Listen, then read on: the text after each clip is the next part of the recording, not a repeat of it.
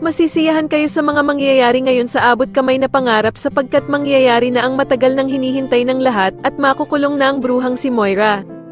Dito nga dahil sa sobrang takot ni Nerissa na makulong ay mapapaamin na nga ito sa mga pulis na si Moira ang gumamit ng sasakyan niya sa nangyaring krimen kay Don Pepe.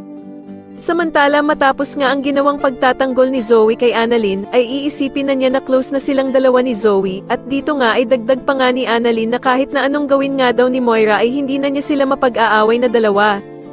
Kaya naman ay tatanungin siya ni Doc Lindon na kung paano nga daw kung talagang may kinalaman si Zoe sa mga nangyari sa kanyang lolo Pepe.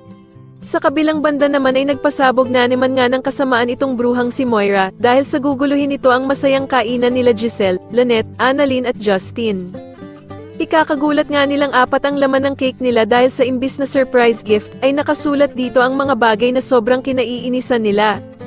Samantala ay makikibalita nga itong si Nerissa sa kaibigan niyang si Moira kung ano na nga daw ba ang kalagayan ni Don Pepe. At masayang sasagutin naman siya ni Moira na comatose pa din nga daw ang matanda kaya naman ay safe pa din nga daw silang dalawa. Ikakagulat naman ni Nerissa ang sagot sa kanya ni Moira at tatanungin niya nga ito kung bakit nga daw siya nito dinadamay.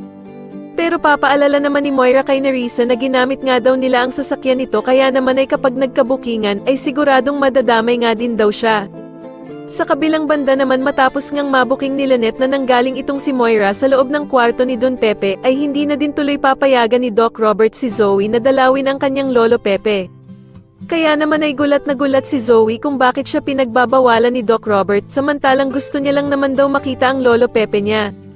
Sa tingin niyo dapat din bang ikulong si Doc Carlos at Zoe kasama ng bruhang si Moira sa kulungan? Mas lalo na nga talagang nagiging exciting ang mga susunod na kaganapan kaya naman ay mas lalo pa nating abangan ang mas lalong gumigandang abot kamay na pangarap. Maraming salamat po sa inyong panonood at sana po ay ma-subscribe niyo ako. Maraming salamat po.